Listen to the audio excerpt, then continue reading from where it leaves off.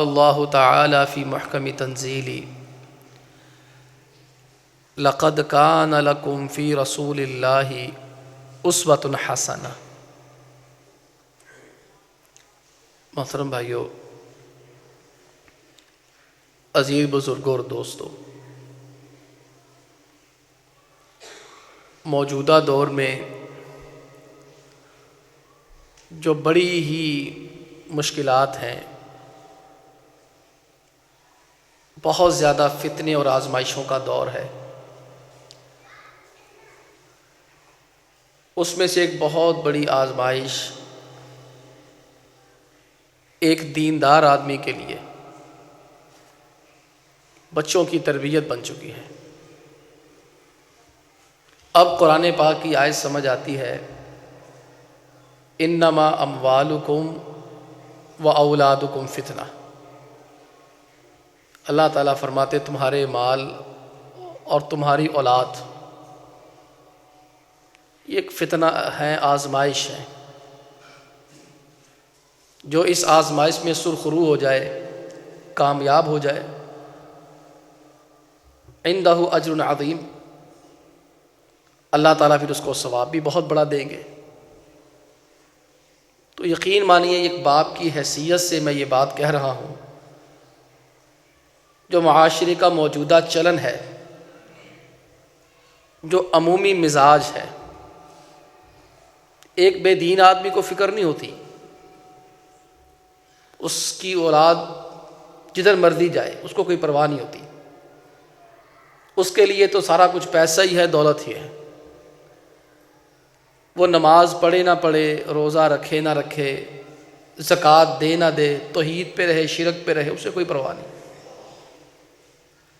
یہ ہم جیسے جو سادہ لوگ ہیں، درویش لوگ ہیں، جن کا دین کے ساتھ، دینداروں کے ساتھ ایک تعلق ہے،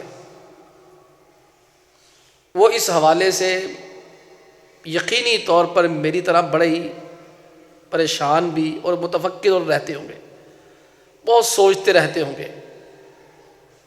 اور فتنے بھی ایسے ہیں کہ ایک فتنہ اگر دروازہ اس کا بند کیا جائے، ہزاروں فتنوں کے دروازے کھل جاتے ہیں، اور ہم 24 گھنٹے اپنے بچوں کے سر پہ نہیں رہ سکتے۔ ہم نے کمانا بھی ہے اور ان کے لیے بھی کرنا ہے، اپنے لیے بھی کرنا ہے۔ ہمارے ماں باپ نے ہمارے لیے اپنا فرض نبھایا، اب ہمارا فرض بن گیا ہم ان کی کفالت کریں، واجب بھی ہے۔ تو پھر کس طرح سے یہ معاملہ چلایا جائے کہ انسان کیا کرے کہ بچوں کی تربیت کے بارے میں مطمئن سا ہو جائے؟ تو میرے بھائیوں، ہمیشہ یاد رکھیں، بچوں کی تربیت 3 عناصر کرتے ہیں، 3 عوامل ہے جہاں سے بچوں کی تربیت ہوتی ہے۔ پہلا جو عنصر یا پہلا عامل جو بچے کی تربیت پہ اثر انداز ہوتا ہے، جس نے کرنی ہے، بچے کے ماں باپ ہیں۔ کل مولود یولد علی الفطرہ، پیارے پیغمبر علیہ الصلوۃ والسلام فرماتے ہیں ہر بشر، ہر انسان وہ دین فطرت پہ پیدا ہوتا ہے، اسے برائی کا بالکل پتہ نہیں ہوتا۔ اچھا، پتہ کیسے لگتا ہے؟ فَأَبَوَاهُ يُوَحِّدَانِهِ أَوْ يُنَصِّرَانِهِ أَوْ يُمَجِّسَانِهِ۔ فرمایا پھر کردار آتا ہے اس کے ماں باپ کا، والدین کا۔ اس کے والدین یا تو اس بچے کو یہودی بنا دیتے ہیں، یا عیسائی بنا دیتے ہیں، یا اس کو آتش پرست مجوسی بنا دیتے ہیں۔ یہ پہلا کردار ہے بچے کی تربیت میں۔ اور دوسری چیز جو اثر انداز ہوتی ہے بچے کی تربیت پہ، دوسرا عامل انوائرمنٹ اور ماحول، جس ماحول میں بچہ زندگی گزارتا ہے، جن دوستوں کے ساتھ وہ کھیلتا، اٹھتا، بیٹھتا ہے، پڑھتا، لکھتا ہے۔ ماں باپ کے بعد جب وہ گھر سے باہر نکلتا ہے اسے دوسری قسم کا سامنا کرنا پڑتا ہے، وہ ماحول اس کے اوپر اثر انداز ہوتا ہے۔ اگر ماحول اچھا ہو، دوست اچھے ہوں، معاشرہ جسے ہم کہتے ہیں وہ دیندار ہو، تو بہت امید ہوتی ہے کہ اس بچے کی شخصیت انشاءاللہ تعالی نکھر جائے گی۔ اور اگر ماحول اچھا نہ مل سکے، معاشرہ اچھا نہ مل سکے، تو پھر آپ یقین مانیے برے لوگوں کی صحبت انسان کو ابو جہل سے بھی کوئی بڑا جاہل بنا دیتی ہے۔ یہ دوسری چیز ہے اثر انداز ہونے والی۔ اور تیسری چیز جو اثر انداز ہوتی ہے بچوں کے اوپر، بچے کے اساتذہ اکرام، وہ ادارہ جہاں پر وہ بچہ تعلیم اور تربیت حاصل کرتا ہے،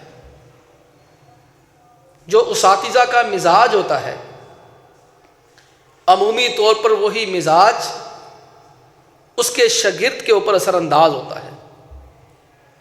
اور جب وہ استاد بنتا ہے، معاشرے کے اندر استاد بن کے، مدرس بن کے باہر آتا ہے، آپ دیکھیں ہمارے ہاں ایک دور گزرا جب مار پیٹ کا شور و غل تھا، اور مار پیٹ کو برا نہیں سمجھا جاتا تھا، اور اگر مار پیٹ ہوتی بچے کے تازیانے لگتے، نشان پڑ جاتے، تو اس نشان کو نشان حیدر سمجھا جاتا، بطور فخر بیان کیا جاتا کہ مجھے قاری صاحب میں یہاں سوٹی بری، دیکھو میرے یہاں نشان پڑ گیا۔ لیکن اب ماحول بدلا، حالات بدلے، واقعات بدلے، لوگوں کے ذہن بدلے، اب وہی معاملات آگے ہمارے سرکاری طور پر ہمارے اوپر ہے، مار نہیں پیار۔ بھائیو یہ الگ داستان ہے، اس کا ایک اچھا اثر آیا ہے کہ برا اثر آیا ہے، لیکن بچے کی شخصیت پہ تیسری چیز جو اثر انداز ہوتی ہے، وہ استاد جو اسے پڑھاتا ہے، وہ ادارے کی انتظامیہ جہاں وہ پڑھتا ہے، اور وہ جو بچہ نصاب تعلیم جو بچے کو پڑھایا جاتا ہے، وہ بچے کے اوپر اثر انداز ہوتا ہے۔ آج ایک بہت بڑی چیز دیکھنے میں آئی ہے کہ تینوں حضرات، تینوں عوامل اپنے اپنے فرائض کو ایک دوسرے کے اوپر ڈال رہے ہیں۔ فرض کریں ماں باپ ہیں، ماں باپ 14-15 سال کا بچہ ہے، 12-13 سال کا بچہ ہے، اس کو دینی نہج پہ تربیت نہیں دی، اس کے دوست احباب کا خیال نہیں کیا کہ اس کے پاس کون بیٹھا ہے۔ آپ دیکھیں گے معاشرے میں جب بچہ ہاتھ سے نکل جاتا ہے، تنگ بہت کرتا ہے، عاجز آ جاتے ہیں، تو بے ساختہ زبانوں سے یہ جملہ ادا ہوتا ہے، انو مدرسے پا دے، انو کاری آپ ہی زندہ کر لے گا، یا بچے کو ڈرانے کے لیے کہتے باہر آ جا، نہیں تو تینوں اسی مدرسے حفظ واسطے پا دینے۔ اور ایسا ہوتا بھی ہے، بچے کو مدرسہ میں داخل بھی کروا دیتے ہیں، اور پھر وہ بچہ جو ٹینڈے کی طرح پکا ہوتا ہے، برائی اس کی نس نس میں، رگ رگ میں رچ اور بس چکی ہوتی ہے، اور وہ مکمل طور پر برائیوں میں لت پت ہوتا ہے، شرابور ہوتا ہے، اس کے اوپر پھر استاد کی نصیحت اثر نہیں کرتی۔ پھر ماں باپ شکوہ کرتے ہیں، ہم نے مدرسے میں بچہ ڈالا تھا، بچہ خراب ہو گیا۔ یا ادارے والے والدین کا شکوہ کریں گے، یا والدین کو آپ دیکھیں گے بہت ہی کم والدین ایسے ملیں گے جو یہ کہیں کہ ہمارے بچے کے دوست بہت اچھے ہیں۔ اکثر والدین یہ شکوہ کرتے ہمارے بچے کی دوستی فلانے کے ساتھ تھی، اس نالائق نے ہمارے بچے کو بھی اپنی طرح نالائق بنا دیا۔ اور جس کو نالائق کہا جا رہا ہوتا ہے، جس کو اپنے بچے کی تباہی کا ذمہ دار قرار دیتے ہیں، اگر اس کے ماں باپ سے جا کے آپ پوچھ لیں تو اس کے ماں باپ کہیں گے ہمارے بچے کی تباہی کا ذمہ دار آپ کا بچہ ہے۔ تینوں عوامل ایک دوسرے سے پہلو تہی اختیار کر رہے ہیں۔ اس کا ایک نقصان جو اجتماعی طور پر معاشرے پہ سامنے آتا ہے کہ معاشرے کو اچھے افراد میسر نہیں آ رہے۔ یہ تینوں اپنا اپنا کام کریں اور ترتیب سے کریں۔ بچہ پیدا ہونے کے بعد ماں باپ کی گود میں آتا ہے، شعور کے کچھ مراحل طے کر کے دوست بناتا ہے، چلنا پھرنا سیکھتا ہے، گلی محلے میں گھومتا ہے، اور 5-4 سال کی عمر میں اس کے لیے ایک ادارے کا انتخاب کرنا پڑتا ہے۔ تو میرے بھائیوں یاد رکھیں، معاشرہ، میں اپنی ذاتی رائے پیش کروں گا، آپ احباب اختلاف کر سکتے ہیں، معاشرہ ہم ہی سے بنتا ہے، افراد کے ہاتھوں میں ہے اقوام کی تقدیر، ہر فرد ہے ملت کے مقدر کا ستارہ۔ اب وہ ستارہ ہے یا نہیں وہ الگ داستان ہے، لیکن جو میں ایک بحیثیت انسان، بحیثیت باپ، ایک معاشرے کا فرد ہونے کی حیثیت سے سمجھا ہوں، میں یہ گوارا نہیں کرتا کہ میرے بچے کسی کے پاس بیٹھے، چاہے چھوٹا ہی کیوں نہ ہو۔ میں بحیثیت باپ یہ سوچتا ہوں کہ جس کے پاس میرا بچہ بیٹھ رہا ہے، اٹھ رہا ہے، کھا پی رہا ہے، میں پہلے دیکھوں اس کا باپ ایسا ہے کہ بچے کی تربیت کر سکے، یا اس بچے کی جو بولی ہے، ماں بولی ہے، مادری زبان ہے، لینگویج سٹائل ہے، کس طرح طرز گفتگو ہے، انداز گفتگو ہے، میں دیکھتا ہوں میرا بچہ میرے گھر میں گالی نہیں دیتا، ہم گھر میں گالی نہیں بکتے، یہ آخر کس کے ساتھ بیٹھتا تھا وہاں سے گالیاں سیکھ کے آ گیا ہے۔ تو میں یہاں پر یہ کہنے پہ مجبور ہو جاتا ہوں ایک باپ کی حیثیت سے کہ میں معاشرے کی اکثریت کو اس قابل نہیں سمجھتا کہ میرے بچے اس کے پاس بیٹھے۔ وہ جو میر تقی میر آ رہا تھا، راستے میں مسافر ملا، اس نے بات کرنا چاہی، میر تقی میر کسی سے بات نہیں کرتا تھا، منہ پھیر کے بیٹھتا تھا۔ اس آدمی نے بات بار بار کرنا چاہی، بار بار کرنا چاہی، تو اس آدمی نے تنگ آ کر میر کو کہا، حضرت بات کیجئے، آپ کا کیا بگڑتا ہے؟ تو میر تقی میر نے کہا تھا، میری زبان بگڑتی ہے۔ اسے خدائے سخن کہا جاتا ہے۔ میر جیسا غالب شاعر دنیا میں نہیں آیا، جس نے اردو میں کتابیں لکھی، پہلی شاعری پہلے کی، اردو کی شاعری کی داغ بیل ڈالی، مضبوط کیا۔ غالب جیسا بندہ کہنے لگا، ریختے کہ تم ہی استاد نہیں ہو غالب، سنتے ہیں اگلے زمانوں میں کوئی میر بھی تھا۔ اور استاد ذوق، اس نے کہا تھا، نہ ہوا پر نہ ہوا میر کا انداز نصیب، ذوق یاروں نے بہت زور غزل میں مارا۔ اردو ادب میں ایسا بندہ آج تک کہتے آیا ہی نہیں ہے، خدائے سخن کہا جاتا ہے۔ وہ کسی سے بات نہیں کرتا تھا، کسی سے کلام نہیں کرتا تھا جلدی، جب تک اس کی ادبیت کو نہیں جان لیتا تھا۔ جب کہنے والے نے اصرار کر کے کہا، آپ کا کیا بگڑتا ہے، مجھ سے بات کریں، اس نے کہا، میاں میری زبان بگڑتی ہے۔ یہ ہمیں معاشرے میں دیکھنے کو ملتا ہے، ہمارے بچوں کا لب و لہجہ بدل جاتا ہے، ان کا انداز گفتگو، طرز تکلم بدل جاتا ہے، ان کی لباسوں کی فرمائشیں بدل جاتی ہیں، اور ان کے کھانے پینے کے انداز بدلتے محسوس ہوتے ہیں۔ اس سے پتہ چلتا ہے یہ ایسے بچوں کے پاس بیٹھتا ہے جس کے پاس اسے نہیں بیٹھنا چاہیے۔ تو میں تو ایک باپ کی حیثیت سے یہ کہنا چاہوں گا کہ معاشرہ سارا نہیں، اکثریت میں نہیں سمجھتا اس قابل ہے کہ میں فضول اس کو، اپنے بچوں کو اس کے ساتھ گھومنے دوں، پرواہ نہ کروں۔ اور تیسرے رہ گئے تعلیمی ادارے۔ تعلیمی اداروں کی جو خستہ حالت ہے وہ بیان سے باہر ہے۔ میں سمجھتا ہوں یہاں آ کر بھی ہمارا بس کوئی نہیں چلتا۔ آپ کسی اچھے سے اچھے، مہنگے سے مہنگے تعلیمی ادارے کو دیکھیں گے، وہاں پر تعلیم تو ہے، تربیت کا کوئی نظام نہیں ہے۔ نظام بدل گئے، اسلامی ایجوکیشنل سسٹم وہ کچھ اور ہی ہے، ہمارا کچھ اور بن گیا۔ آپ نے ایک جملہ سنا ہوگا، کبھی ہم بچپن میں سنا کرتے، تعلیم و تربیت۔ یہ جملہ غلط ہے، صحیح نہیں ہے۔ یہ جملہ ہی اسلامک ایجوکیشنل سسٹم کے الٹ ہے۔ اسلام میں تعلیم و تربیت نہیں ہے، اسلام میں تربیت و تعلیم ہے۔ اللہ تعالیٰ نے 4 جگہ پر نبی کریم علیہ الصلوۃ والسلام کا منصب نبوت ذکر کیا، مقام نبوت، اور آپ کی ذمہ داریاں 4 مقامات پہ قرآن میں ذکر کی ہیں جو اس وقت میرے ذہن میں ہیں۔ اللہ رب العالمین نے 4 جگہوں پہ اللہ کے پیغمبر علیہ الصلوۃ والسلام کو مختلف زاویوں سے مخاطب کر کے فرمایا، یزکیہم ویعلمہم الکتاب والحکمہ، کہ یہ پیغمبر پہلے ان کی تربیت کرتے ہیں، بعد میں ان کو تعلیم دیتے ہیں۔ اب جب تعلیم پہلے ہے، لادینیت پہ مبنی ہے، فحاشی اوریانی پہ مبنی ہے، بے دینی پہ مبنی ہے، یا تربیت سے آ رہی ہے، آپ وہاں سے اچھے انسان برآمد نہیں کر سکتے۔ یہ ہمارے بس میں نہیں ہے۔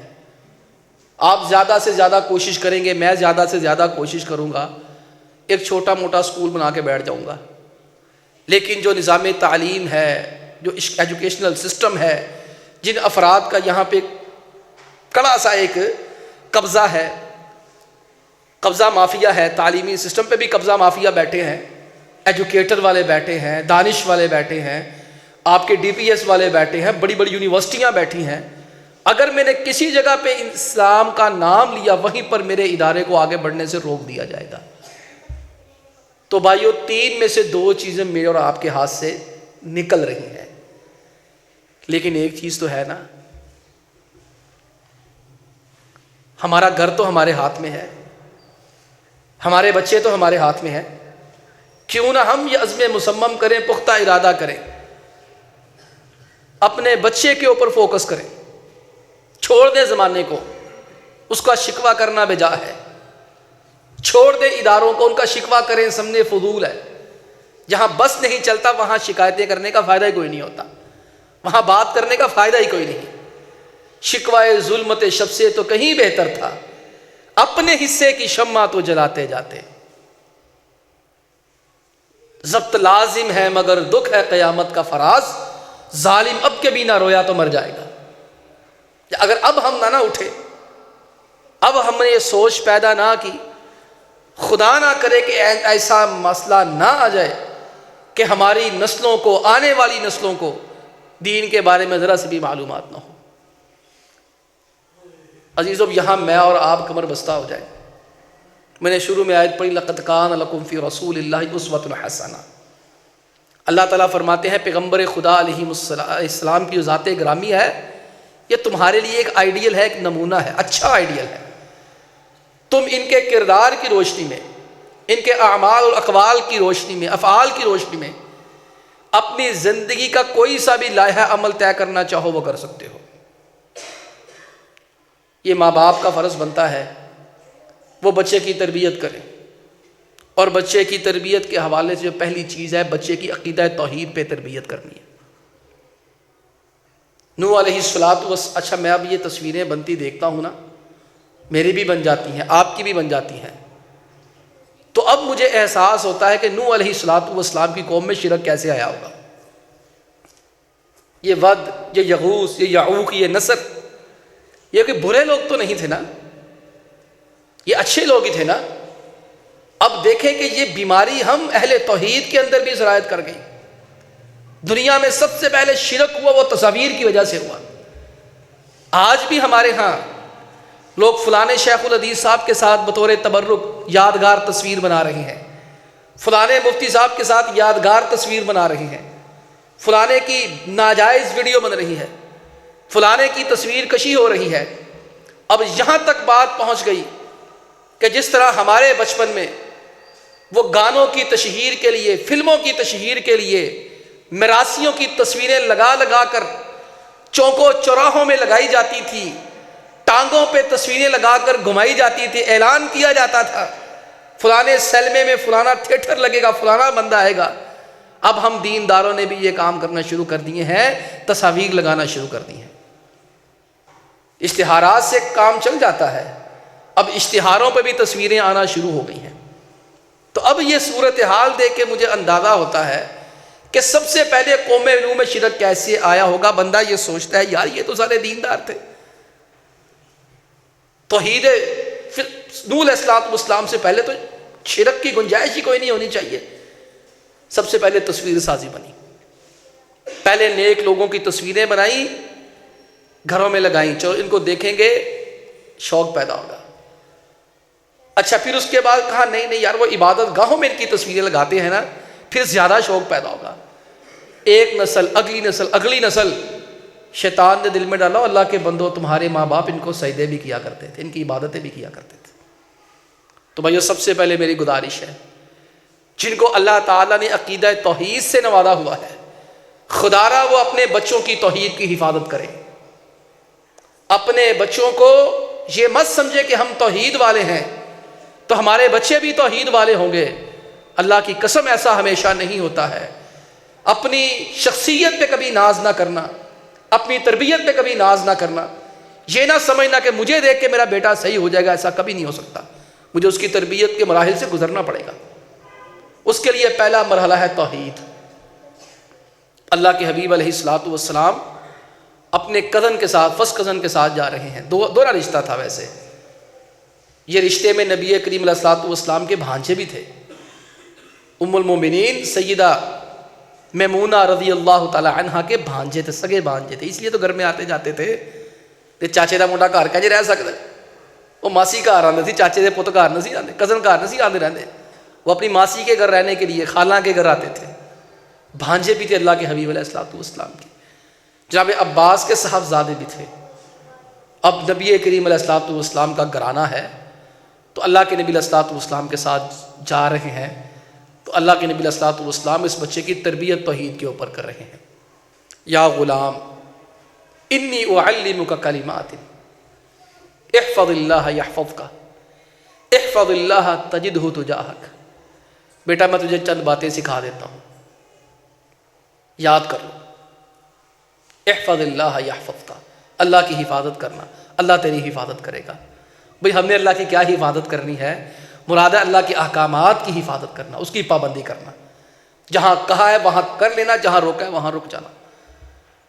احفظ اللہ، اللہ کی باتیں ماننا. تجدہ تجاہک، ہر معاملے میں اللہ تیرے ساتھ ہوگا، تیرے سامنے ہوگا. آگے توحید دی. وَإِذَا سَأَلْتَ فَاسْأَلِ اللَّهَ وَإِذَا اسْتَعَنْتَ فَاسْتَعِنْ بِاللَّهِ. میرے بیٹے یہ بات یاد رکھ لو، دنیا میں کبھی کسی کے سامنے مانگنے کے لیے ہاتھ نہیں پھیلانے. جب بھی مانگنا ہے اللہ سے مانگنا ہے. وَإِذَا اسْتَعَنْتَ فَاسْتَعِنْ بِاللَّهِ، اور جب بھی مدد مانگنی ہے اللہ سے ہی مانگنی ہے. وَعْلَمْ، اور یہ بات پختہ ذہن نشین کر لو، دل میں بٹھا لو. ان الامۃ لو اجتمعت ان ينفعوک بشیء لن ينفعوک بشیء الا ما كتب اللہ لک. پوری دنیا اس بات پہ اکٹھی ہو جائے تجھے فائدہ پہنچانا ہے، اللہ نے تیرے مقدر میں فائدہ نہیں لکھا، تو فائدہ نہیں اٹھا سکتا، وہ تجھے فائدہ نہیں دے سکتے. وَعْلَمْ ان الامۃ لو اجتمعت ان يضروک بشیء لن يضروک بشیء الا بشیء قد کتبہ اللہ لک. پوری کائنات اس بات پہ جمع ہو جائے تیرا نقصان کرنا ہے، اللہ نے تیرے مقدر میں نقصان نہیں لکھا، پوری کائنات مل کے تیرا کچھ نہیں بگاڑ سکتی. بھائیو یہ پہلی چیز ہے. بچے کے دل میں عقیدہ توحید کو پختہ کرو، عقیدہ توحید راسخ کرو. اس کو قرآن پاک کا سادہ ترجمہ پڑھاؤ، اسے کتاب التوحید پڑھاؤ، اسے تقویۃ الایمان پڑھاؤ. کتاب التوحید تو عربی میں ہے، لیکن اپنے بچوں کو تقویۃ الایمان تو پڑھا سکتے ہیں، وہ تو اردو زبان میں ہے، مدارس کے نصاب کا حصہ ہے. بچوں کو ابتدائی کلاس میں، پہلی کلاس کے آغاز ہی میں تقویۃ الایمان پڑھا دیتے ہیں. دوسرے سال بچے کو کتاب التوحید پڑھا دیتے ہیں. چوتھے سال بچے کو کتاب التوحید کی شروحات پڑھا دیتے ہیں. عقیدہ واسطیہ پتہ نہیں کون کون سی کتابیں توحید پہ پڑھا دیتے ہیں. یہ تو مدارس تک آ گئے. ان کی توحید الحمدللہ مضبوط ہو گئی، کافی حد تک پتہ چل گیا. ہم یہ نہیں کہتے کہ آپ اپنے گھروں کے اندر یہ بہت بڑی بڑی چیزیں کریں، ناممکن ہوتا ہے. آپ کم از کم سادہ ترجمہ قرآن پاک کا، اور خصوصی میں نے عرض کیا تقویۃ الایمان جیسی کتاب، جس کی وجہ سے 10 20 100 50 ہزار لاکھوں سے بھی زیادہ لوگوں کو اللہ تعالی نے عقیدہ توحید سے روشناس کرایا. اور دوسری بات میری یاد رکھیں، بچوں کو نمازی بنائیں. نے دیکھا ہے باپ نمازی ہوتے ہیں، بچے نمازی عام طور پر نہیں نکلتے. اس میں جہاں ادارے کا قصور ہے، جہاں معاشرے کا قصور ہے. اکثر ہوتا ہے لوگ ہمارے پاس شکایتیں کرتے ہیں کہ مولانا صاحب وہ بچہ مدرسے میں پڑھتا ہے، وہ جب چھٹیوں میں آتا ہے نمازیں نہیں پڑھتا. یہ شکایت آتی ہے، ماں باپ کرتے ہیں کہ آپ کے پاس نمازیں پڑھتا ہے، ہمارے پاس آ کے نمازیں نہیں پڑھتا. بھئی نہیں پڑھتا تو پڑھاؤ، اس کی فکر کرو، اس کو کہو. وہ ماں باپ نے کرنا ہے. 7 سال سے لے کے 10 سال تک روزانہ اسے کہیں 5 وقت بیٹا نماز پڑھو، بیٹا نماز پڑھو، بیٹا نماز پڑھو، نہیں پڑھتا خیر ہے، کہتے رہو۔ آج کل کی نسل بڑی سیانی ہو گئی ہے۔ میرا بیٹا یہیں بیٹھا ہے، 7-8 سال کا تھا، میں نے کہنا پتر نماز پڑھو نماز پڑھو، کہتا بابا مجھے پتہ ہے آپ مجھے کہہ سکتے ہیں، 10 سال تک مجھے مار نہیں سکتے۔ یہ نئی نسل بڑی سیانی ہو گئی ہے، اس کو بڑا مسئلوں کا پتہ پہلے ہی چل گیا، مارنا نہیں ہے۔ 7 سے 10 سال تک آپ روزانہ کہتے رہیں، اللہ کی رحمت سے بڑی امید ہے آپ کا کہنا ضائع نہیں جائے گا۔ اب یہ بات نہیں ہے کہہ کے خود پڑھنی نہیں ہے، اور بھائی خود بھی تو پڑھنی ہے نا۔ اس بچے کی نماز کی فکر کریں، گھر میں آئے ہیں ایمانداری سے پوچھیں، سوچیں، مجھے نہ جواب دیں، اپنے سے سوال کریں، اپنے کو جواب دیں۔ جب بچہ گھر میں آیا سویا ہوتا ہے، ہم نے کبھی جا کے بیگم کو پوچھا انہیں نماز پڑھی کہ نہیں پڑھی؟ کبھی بیگم سے سوال کیا جا کر؟ اگر سویا ہوگا جگائے انہیں نماز پڑھے، یہ کام کرنا ہے۔ جناب عبداللہ بن عباس رضی اللہ تعالی عنہما، دیکھیں قوم کیسے فرد کیسے بنتا ہے، معاشرے کے اندر مقام کیسے بنتا ہے۔ جناب عبداللہ بن عباس رضی اللہ تعالی عنہما مفسر قرآن بنے، دعائے نبوی، یہ اللہ کے نبی علیہ الصلوۃ والسلام کے گھر میں آئے، کہتے میں آیا کس لیے تھا کہ تہجد کی نماز دیکھوں آپ علیہ السلام کیسے پڑھتے ہیں۔ ہے بچے ابھی بلوغت کی عمر کو پہنچے تھے، 14-15 سال تک ہوں گے وہ۔ کہتے میرے آنے کا مقصد یہ تھا کہ میں یہ دیکھوں کہ اللہ کے حبیب علیہ الصلوۃ والسلام تہجد کیسے پڑھتے ہیں۔ میں اپنی خالہ کے گھر آیا، میں سویا ہوا تھا، تو آپ علیہ الصلوۃ والسلام رات کو ذرا دیر سے آئے، اور خالہ نے بتایا کہ عبداللہ آیا ہوا ہے رہنے کے لیے۔ تو اللہ کے نبی علیہ السلام نے پہلا سوال فرمایا اصلی الغلام، بچے نے نماز پڑھی ہے؟ یعنی یہ مہمان کے بارے میں سوال ہو رہا ہے۔ تو میرا اور آپ کا فرض بنتا ہے جب نماز کا وقت ہو، گھر میں مہمان ہو، تو اپنے بچے کو کیا کہوں، بیٹا ان کو بھی پکڑو، چلو مسجد میں چل کے نماز پڑھتے ہیں، مسجد کی رونق میں اضافہ ہو جائے۔ بھائیو یہ کام کرنا ہے، کام کرنے والا یہ تھا۔ دعائیں کرے، بد دعائیں نہ کرے اپنے بچوں کے لیے، خدا کے لیے۔ یہ میرا نسخہ یاد رکھ لیں، جب بھی کبھی کسی کا بچہ بیمار ہو، مجرب نسخہ ہے، ڈاکٹر کے پاس بعد میں جائیں، پتہ چلے بچے کا سر دکھ رہا ہے، بچہ بیمار ہے، بچہ کہے میرے درد ہے، اللہ تعالیٰ سے دعا فرمائے یا اللہ میرے بیٹے کو صحت عطا فرما دے۔ اللہ تعالیٰ جو والدین بچے کے حق میں دعا کرتے کبھی رد نہیں کرتے۔ جناب ابراہیم علیہ الصلوۃ والسلام، دیکھیں ان کی فکر، دیکھیں شوق اور ذوق، دیکھیں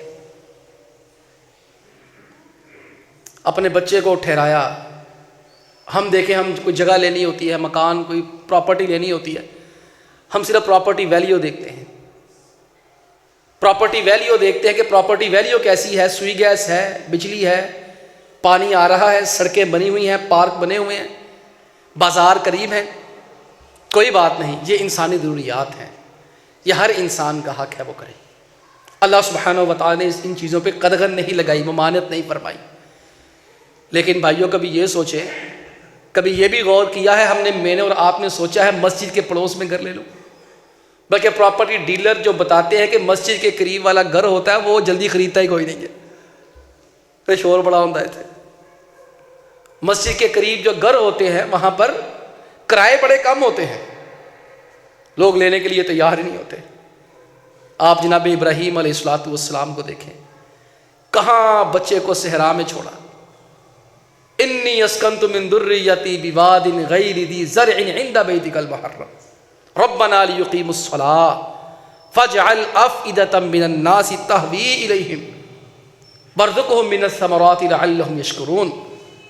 جناب ابراہیم علیہ الصلوۃ والسلام نے کہاں وہ بچے کو لیا گود میں، دودھ پیتا بچہ، اور کیا کہا، یا اللہ میں اپنی اولاد کو ایسی جگہ ٹھہرا رہا ہوں، چھوڑے جا رہا ہوں، واد غیر ذی درع، یا اللہ یہاں کاشت کا نام و نشان نہیں ہے، پانی، دانا پانی کچھ بھی نہیں ہے۔ ایک چیز ہے یہاں پر، عند بیتک المحرم، یا اللہ یہاں پر تیرا حرمت والا گھر ہے، تیری مسجد یہاں ہے۔ لیقیموا الصلاۃ، یا اللہ میں اس لیے اپنے بچے کو چھوڑے جا رہا ہوں کہ میرا بچہ نمازی بن جائے۔ پھر یہیں پہ بس نہیں کی، 2 بچے تھے، 2 بچوں کے لیے 2 مسجدیں بنائی۔ آج کسی باپ نے سوچا کہ میں اپنے 2 بچوں کے لیے 2 مسجدیں بناؤں، ایک میرا بچہ ایک مسجد کا منتظم بنے، دوسرا میرا بچہ دوسری مسجد کا بنے، تیسرا تیسری مسجد کو سنبھالے۔ ہم تو کہتے ہیں مولوی بڑھے گا تو کھائے گا کی۔ اچھا یہ بھی عجیب لوگ ہیں، عجیب ہماری سوچ اور عجیب سائنس ہے، سائیکی ہے، کہتے ہیں مولوی بنے گا تو کھائے گا کی، پھر بات جو کرتے کہ مولوی کھانے بڑا دے، یعنی کہ دیکھ لو تمہاری بات ٹھیک نہیں ہے، مولوی بنے گا تو کھائے گا کیا، اور ساتھ ساتھ یہ بھی کہنا ہے مولوی یار کھانے بڑھا دے۔ او بھائی اللہ کے مہمان ہے، اللہ کھلاتا ہے، اللہ خود ہی بندوبست کرتا ہے۔ تو یہ چیزیں نہ سوچا کرے، آپ کی مہربانی۔ میں یہ نہیں کہتا کہ آپ سارے مسجدیں بنائیں، میں آپ کو ابراہیم علیہ السلام کا ایک طرز عمل بتا رہا ہوں، کیونکہ اللہ کے حبیب علیہ السلام کے بعد جو شخصیت ہمارے لیے اسوہ اور اسوہ حسنہ، آئیڈیل اور نمونہ ہے، وہ جناب ابراہیم علیہ السلام ہے۔ ہم ان کی شخصیت کا بھی جائزہ لیتے ہیں۔ اللہ تعالیٰ نے 2 بیٹے دیے، ایک بیٹے کو بیت اللہ بنا کے دیا، دوسرے کو وہ بیت المقدس بنا کے دیا۔ پہلے بیٹے کو جناب ابراہیم علیہ السلام نے بیت اللہ بنا کے دیا، دنیا کے بت قدوں میں پہلا وہ گر خدا کا خلیل، ایک معمار جس کا بنا تھا۔ دیکھیں پھر بچہ نمازی کیوں نہ ہو، جب باپ اس کے لیے انتخاب کرے، بچے کو بتایا کہ بیٹا یہاں پر ہماری رہائش رکھنے کا مقصد نمازی بننا ہے۔ بچہ کہ ابو جی یہاں تو پانی نہیں، یہاں تو سروس بس نہیں آتی کوئی، یہاں پر تو آنے جانے میں بڑی تنگی ہے، اسکول کوئی نہیں ہے، تو باپ آ کے سے جواب دے بیٹا یہاں اللہ کا گھر ہے، ہم نے نمازی بننا ہے۔ یہ نمازی بنانے کے لیے پہلے مسجد کے پاس گھر لیا، اس کے بعد اذ یرفع ابراہیم القواعد من البیت و اسماعیل، دونوں باپ بیٹوں نے مل کے اس مسجد کو بھی تعمیر کیا۔ کیا شاندار منظر ہوگا بھائیو کہ جب ابراہیم علیہ السلام اینٹیں اٹھا رہے، اسماعیل اینٹیں اٹھا کے ابراہیم کو دے رہے ہوں گے، ابراہیم مسجد اللہ کا گھر بنا رہے ہوں گے، کہ دونوں باپ بیٹا نے وہاں مزدوری بھی کی ہے۔ پھر اس کے بعد دعائیں کی، رب اجعلنی مقیم الصلاۃ ومن ذریتی ربنا وتقبل دعا۔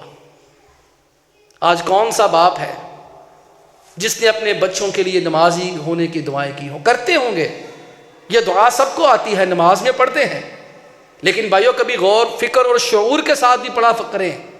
ابھی نماز پڑھیں گے، یہ دعا پڑھنا، ان کے الفاظ پہ غور کرنا کہ ہم کہہ کیا رہے ہیں، کتنی بڑی بات کہہ دی ہم نے، رب اجعلنی مقیم الصلاۃ، یا اللہ مجھے پکا نمازی بنا دے، ومن ذریتی، یا اللہ میری اولاد کو بھی نمازی بنا دے۔ تو بھائیو یہ کام کریں، بچوں کو نمازی بنائیں، اور یہ بات یاد رکھیں بچوں کے رشتے کرتے وقت بھی، بچیوں کے رشتے کرتے وقت بھی طے کرنا ہے۔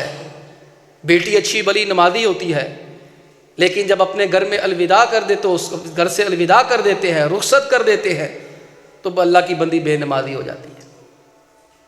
بھائیو یہ بھی غور فرماؤ، یہ یاد رکھنا، کتابوں میں موجود ہے، علماء نے لکھا ہے کہ جو باپ یا جو ماں اپنے بیٹی اور اپنے بیٹے کی شادی بے دین شخص سے جان بوجھ کے کرتے ہیں، وہ اللہ کے ہاں مجرم ہے۔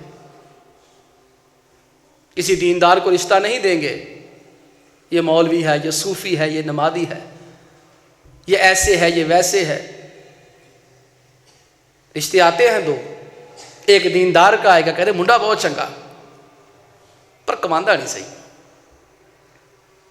منڈا بہت چنگا، نیک بھی ہے، نمازی بھی ہے، بولندہ بھی طریقہ، اور دوسری جانب رشتہ آتا ہے کسی بدکار کا، بے دین کا، شرابی کا، کبابی کا، گنڈے کا، لچے کا، لفنگے کا، اٹھائی گیرے کا، پیسے والا ہے، وہاں رشتہ کر دیتے ہیں، اور رشتہ کرتے وقت کیا کہتے ہیں؟ او اللہ ہدایت دے گا انشاءاللہ۔ سبحان اللہ، ہدایت دینے والا اللہ اور ہے، رزق دینے والا اللہ اور ہے۔ اور خدا کے بندو، جو شادی کے بعد ایک بدکار کو ہدایت دینے پہ قادر ہے، وہ شادی کے بعد ایک دیندار کو رزق دینے پہ قادر نہیں ہے۔ کیا ہو گیا ہم لوگوں کو؟ یہ نہ سمجھیے کہ آپ کی ذمہ داری پوری ہو جاتی ہے، یا شادی کے بعد آپ کی بیچ بچی آئے گھر میں، ان سے بھائیوں پوچھو کہ بیٹا تم نماز پڑھتی ہو کہ نہیں پڑھتی؟ اللہ کے حبیب علیہ السلام جناب علی مرتضیٰ رضی اللہ تعالی عنہ فرماتے ہیں دخل علی رسول صلی اللہ علیہ وسلم وعلی فاطمۃ من اللیل فایقظنا للصلاۃ، اللہ کے نبی علیہ الصلوۃ والسلام ہمارے پاس تشریف لائے، تہجد کے وقت ہم سو رہے تھے۔ آپ علیہ السلام کو کتنی فکر ہے کہ فاطمہ میرے گھر میں تہجد پڑھتی ہے، پتہ نہیں اپنے گھر میں جا کے تہجد کی پابندی کرتی کہ نہیں کرتی۔ فرض نمازوں کی میں بات نہیں کر رہا، یہ نفل کی بات ہے بھائی۔ اور صحابہ میں سے کوئی ایسا نہیں تھا، خواتین یا مردوں میں سے، سارے کے سارے تہجد کے پابند تھے۔ ہم ہاں فرضوں کا رونا رو رہے ہیں، پریشانی اس میں ہے، تو سیدنا علی رضی اللہ تعالی عنہ شیر خدا فرماتے ہیں کہ دخل علی رسول اللہ صلی اللہ علیہ وسلم علی فاطمۃ من اللیل، ہم رات کو سوئے ہوئے تھے، ہمارے گھر میں دستک ہوئی، ہم نے دیکھا تو اللہ کے نبی علیہ الصلوۃ والسلام ہے۔ ہم نے پوچھا جی خیریت؟ سوئے ہوئے تھے، خیریت ہے؟ خیر سے تشریف لائے ہیں؟ میں قوما فصلی، اٹھو تہجد پڑھو، شاباش، چلو تہجد پڑھو دونوں، چلو شاباش۔ فراجع، یہ کہہ کے چل دیے۔ فصلی ہوئی من اللیل، آپ علیہ الصلوۃ والسلام نے رات کو نماز پڑھی، کہتے فلم یسمع لا حصہ، آپ نے محسوس کیا کہ گھر کا کوئی چراغ نہیں جلا، کوئی دیا نہیں جلا، اندھیرا اندھیرا ہے، کوئی آثار نہیں محسوس ہو رہے۔ وہ اچھا جی کہہ کے سو گئے، ٹھیک ہے نا، فرض تو نہیں تھی نا، نفل ہی صحیح، اچھا جی کہہ کے سو گئے۔ کہتے پھر دوبارہ ہمارے گھر آئے، فایقظنا فقال فقوما فصلیا، دوبارہ جگایا اور دوبارہ جگا کر اٹھو اٹھو شاباش تہجد کی نماز پڑھو۔ تو بھائیو یہ آپ دیکھ لیجیے، ایک دو نہیں کئی واقعات ایسے مل جاتے ہیں جہاں اللہ کے حبیب علیہ الصلوۃ والسلام سیدہ فاطمہ کے گھر جاتے ہیں، جہاں کسی چیز کا حکم دینا ہوتا ہے وہاں حکم دیتے ہیں، اور جہاں کوئی خلاف معمول چیز دیکھتے ہیں، ناپسندیدہ چیز دیکھتے ہیں شریعت کی نگاہ میں، اس سے منع بھی فرماتے ہیں، ناراض بھی ہو جاتے ہیں۔ آج ہم میں سے کوئی بندہ اس لیے اپنے بچوں سے ناراض ہوا کہ وہ دین پہ عمل نہیں کرتا۔ کسی نے یہ دل میں یہ سوچا ہو کہ یار کیا بات ہے، تم دین پہ عمل کیوں نہیں کرتے؟ بھئی پھر شکوہ بنتا نہیں ہے معاشرے کا، پھر شکوہ بنتا نہیں ہے اداروں کا، پھر اپنے آپ کو ہم سمجھیں، پہلے اپنا قصور نکالیں، اپنی کمزوری محسوس کریں۔ کتنی دفعہ میں نے اپنے بچے کو خلاف معمول چیز دیکھی ہے، خلاف شریعت چیز دیکھی ہے، تو میں نے اس کی اصلاح کی مکمل کوشش کی ہے، اور جب میں اصلاح کے قابل نہ رہا تو میں نے ناراضی کا اظہار کر دیا۔ یہ اللہ کے حبیب علیہ الصلوۃ والسلام ہے نا، آپ علیہ الصلوۃ والسلام جب بھی سفر تشریف لاتے تھے، سب سے پہلے اپنی پیاری بیٹی سیدہ فاطمہ رضی اللہ تعالی عنہا کے گھر تشریف لے کے جاتے، سب سے پہلے وہاں تشریف لے کے جاتے تھے، ان سے ملاقات کرنے کے بعد پھر اپنے گھر میں جاتے۔ ایک دفعہ اللہ کے حبیب علیہ الصلوۃ والسلام، یہ میں شادی کے بعد کی باتیں کر رہا ہوں بھائی، ہم اپنی بیٹی بیاہ دیتے ہیں نا تو ہم کہتے ہیں لے بس اگلے گھر چلے گئی، بس ٹھیک ہے ساڈا ذمہ ختم ہو گیا، اسی بیاہ نہیں سی بیاہ دی، ہن ساڈا نہیں کوئی ذمہ ہے، ایسی سمجھائیے۔ وہ عیدیں دینے تو عیدیں، شبراتیں، بڑی عید، چھوٹی عید، وہ بچے پیدا ہونے پہ تحفے دینا، پھر وہ بھی رہنے دو۔ جو رسوم و رواج ہیں میں ان کے مخالف نہیں ہوں، محبت بڑھانے کے لیے کوئی بات نہیں، حدود میں رہ کے ہو جائے، اپنے آپ کو تنگ کیے بغیر، قرضے اٹھائے بغیر، لیکن بھائیو وہ بھی تو سارے ہم لوگوں کو دکھانے کے لیے کرتے ہیں نا کہ بیٹی کا سسرال میں کہیں وقار نہ خراب ہو جائے، اس کی ناک نہ نیچی ہو جائے۔ اللہ کے ولیوں سارا کچھ وہ بھی تو کرتے ہیں، ذرا یہ بھی کر لیا کرو۔ اللہ کے نبی علیہ الصلوۃ والسلام نے سیدہ فاطمہ کے گھر میں گئے اور دیکھا، کیا دیکھا؟ پردہ لٹکا ہوا رنگین، بظاہر رنگین پردوں میں کوئی مذائقہ نہیں ہے، لیکن نبی کریم علیہ الصلوۃ والسلام ایک درویش آدمی، ولی آدمی، سادہ آدمی، پسند نہیں فرمایا اس چیز کو، ناراض ہو کے واپس آ گئے۔ سیدہ فاطمہ رضی اللہ تعالی عنہا کو یہ بہت گراں گزری بات، بڑی تکلیف ہوئی کہ ابو آئے ہیں اندر نہیں آئے۔ میرے ان بزرگوں سے درخواست ہے جو اپنی بیٹیوں کے گھر جاتے ہیں اندر ہی نہیں جاتے، اللہ سے ڈر جائیں، آگے سے کہتے کہ ہیں اسی نے تیاں گھر جائیے، وہ خدا کے بندو، بیٹی ترلے کرتی ابو جی اندر، نہیں اسی تیاں کرو پانی پیتا، اسی نے تیاں گھر جائیے، اور خدا کے بندو خدا کا خوف کرو، اللہ کے حبیب علیہ الصلوۃ والسلام کی سیرت طیبہ پڑھو، کتنے واقعات ہیں. آپ اپنی بیٹی کو اگر تشریف لے کے جایا کرتے تھے، ساتھ بیٹھ جایا کرتے تھے.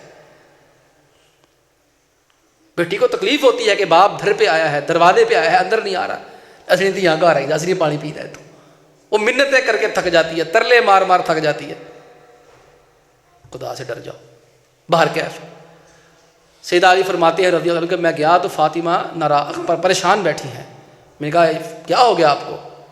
کہنے لگی دیکھیے ابو آئے تھے، اندر نہیں آئے، باہر چلے گئے، بات ہی نہیں کی مجھ سے. جناب علی مرتضیٰ رضی اللہ تعالی عنہ تشریف لے کر کے اللہ کے حبیب علیہ الصلوۃ والسلام سے پوچھا کیا بات ہے، آپ کی بیٹی بڑی پریشان ہے، آپ تشریف کیوں نہیں لائے؟ میں انی رأیت علی بابھا سترا موشیا، میں نے اس کے دروازے پہ رنگین پردہ دیکھا ہے. میں واپس آ گیا.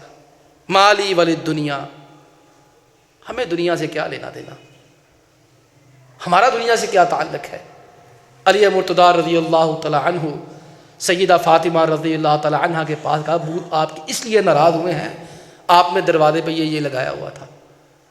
تو کہا ٹھیک ہے ابو کے پاس جائے، یأمرنی فیہ بما شاء، ابو مجھے جو حکم دے گے میں کرنے کو تیار ہوں، بس گھر آ جائیں میرے، ناراض نہ ہو مجھ سے. تو آپ علیہ الصلوۃ والسلام نے فرمایا ٹھیک ہے، اس کو بیچو، فلاں گھر ہے مدینے میں، وہاں فاقہ ہے، کھانے کے لیے کچھ نہیں ہے، اس کے پیسے وہاں بیچ دو. اور یہ ایک واقعہ نہیں ہے، کبھی آپ نے اور ہم نے، میں نے دیکھا ہے اپنی بیٹیوں کو زیور دینے کے بعد کہ بیٹا اس کی زکوٰۃ بھی دیتی ہو کہ نہیں دیتی. کبھی میں نے اور آپ نے پوچھا بیٹی سے. پھر لوگ ہم سے پوچھیں 10 سال سے زکوٰۃ نہیں دی، 15 سال سے نہیں دی، 20 سال سے نہیں دی، ہن کی کریے؟ پھر معافی مانگو اللہ کو، اور جتنی حیثیت ہے ابھی اتنی دو، اللہ سے سچی توبہ کرو اور دو اس کو، جتنی دے سکتے ہو اتنی تو دو ابھی، باقی سال کے بعد جو توفیق ہوتی ہے نا، اگر ساری دے تو ساری دے دو، یہ اچھی بات ہے. لیکن سچے دل سے کم از کم توبہ تو کرو. اللہ کے حبیب علیہ الصلوۃ والسلام کے پاس سیدہ فاطمہ رضی اللہ تعالی عنہا تشریف لائی. تو شادی کے بعد تشریف لائی، ماشاءاللہ سونا پہنا ہوا زبردست، نصاب کو پہنچتا تھا. تو آپ علیہ الصلوۃ والسلام نے کہا فاطمہ کیا تم یہ چاہتی ہو قیامت کے دن تمہارے ہاتھ میں آگ کے انگارے ہوں؟ تمہارے ہاتھ میں انگارے ہوں؟ یہ میں تو نہیں چاہتی. تو ٹھیک ہے پھر اس کا کچھ کرو. جناب فاطمہ رضی اللہ تعالی عنہ نے زکوٰۃ دینے کی بجائے وہ سارے کا سارا سونا ہی اللہ کی راہ میں صدقہ کر دیا، اور ابو کو آخر ابو جی میں نے وہ سارا جو زیور تھا وہ سارا اللہ کی راہ میں صدقہ کر دیا.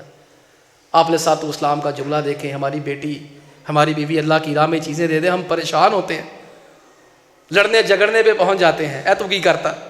آپ علیہ الصلوۃ والسلام فرمایا الحمدللہ الذی نجا فاطمہ من النار، اللہ تیرا شکر ہے تو نے میری فاطمہ کو جہنم سے آزاد کر دیا. تو اس لیے میرے بھائیوں ہم خود بھی غور کریں. میں نے عرض کیا ہے معاشرے پہ ہمارا کنٹرول نہیں ہے پورا، ادارے ہماری مرضی کے تابع نہیں ہوتے، اور ادارے والوں کی اپنی اپنی مصروفیات بھی ہوتی ہے. ہر بچے کو فرداً فرداً توجہ دی بھی نہیں جا سکتی. جتنے بڑا ادارہ ہوتا جاتا ہے اتنی زیادہ ذمہ داریاں بڑھتی جاتی ہیں. ہر بچے کو دینی ادارہ ہو یا دنیاوی ادارہ ہو، دنیاوی اداروں کا تو خیر میں معذرت کے ساتھ کہتا ہوں، ناراض نہ ہو، ان کا تو یہ تربیت ان کا مقصد ہی نہیں ہے. تعلیم برائے تجارت ہے یہاں، تعلیم برائے تعلیم، تعلیم برائے تجارت، تربیت، یہ سسٹم ختم ہو گیا. ان سے وقت نہیں ہے، نصاب بہت زیادہ ہے، فرصت نہیں ہے. تو اس لیے یہ دو چیزیں ہمارے ہاتھ میں مکمل طور پر نہیں ہیں. تو میرے عرض کرنے کا گفتگو کرنے کا مقصد یہی تھا، یہ گزارش کرنا کہ ان پہ بھی توجہ دیں ہم ٹھیک کرنے کو، لیکن اپنا اگر ٹھیک کریں، اپنا آپ ٹھیک کریں، اللہ کی رحمت سے بڑی امید ہے اللہ تعالیٰ ہمارے بچوں کی بھی حفاظت فرمائے گا.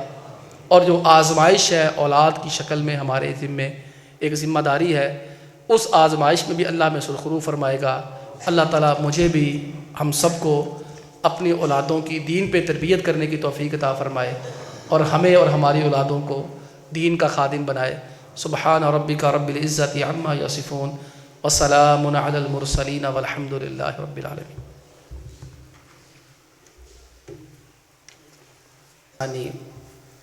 والشکر لہ علی توفیقہ وامتنانہ واشہد ان لا الہ الا اللہ وحدہ لا شریک لہ تعظیما لشانہ واشہد ان سیدنا محمدا عبدہ ورسولہ الداعی الی رضوانہ. اللہم صل وسلم علی نبینا محمد صلی اللہ علیہ وسلم وعلی آلہ و اصحابہ و اخوانی اما بعد. محترم بھائیو، میں نے گزارش کی کہ 3 عوامل ہیں جو بچے کی شخصیت پہ اثر انداز ہوتے ہیں. پہلے والدین ہیں، ماں باپ ہیں،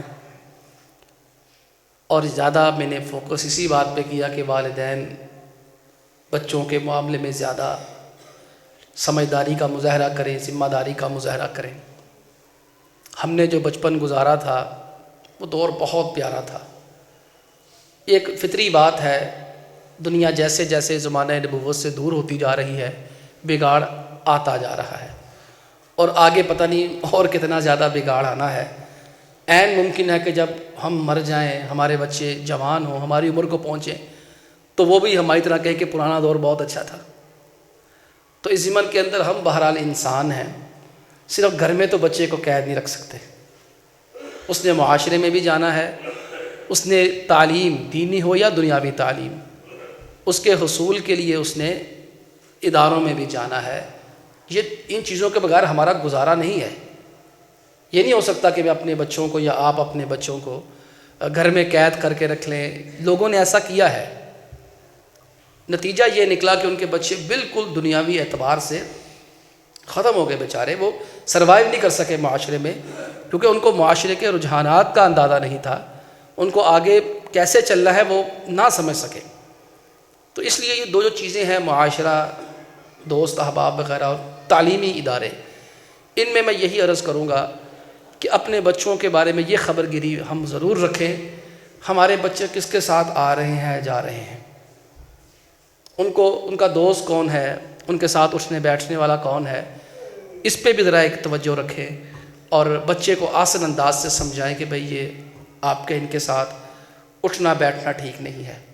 اپنے بچوں کو وقت دیں، خود ان کو سیر سیاحت کرانے کے لیے لے کے جائیں. اور اگلا رہ گیا تعلیمی ادارہ، وہ بھی ضروری ہے. ہمارا جو ایک کمائی کا ذریعہ سمجھ لیا گیا ہے، وہ تعلیمی اداروں میں تعلیم حاصل کر کے ان کی بنیاد پہ آگے کسی جگہ پہ، کسی عہدے پہ ملازمت کرنا یا فائز ہونا ہے. تو اس بارے میں ہمیں یہ احتیاط کرنی چاہیے کہ جہاں تک ممکن ہو سکے کسی ایسے ادارے کا انتخاب کریں جہاں تعلیم کے ساتھ ساتھ تربیت کا بھی اہتمام کیا جاتا ہے. اللہ سے پھر وہی دعا ہے، اللہ تعالی ہم سب کی اولادوں کی حفاظت فرمائے، اللہ ہمارے دین کی حفاظت فرمائے. سبحان ربک رب العزت عما یصفون وسلام علی المرسلین والحمد للہ رب العالمین.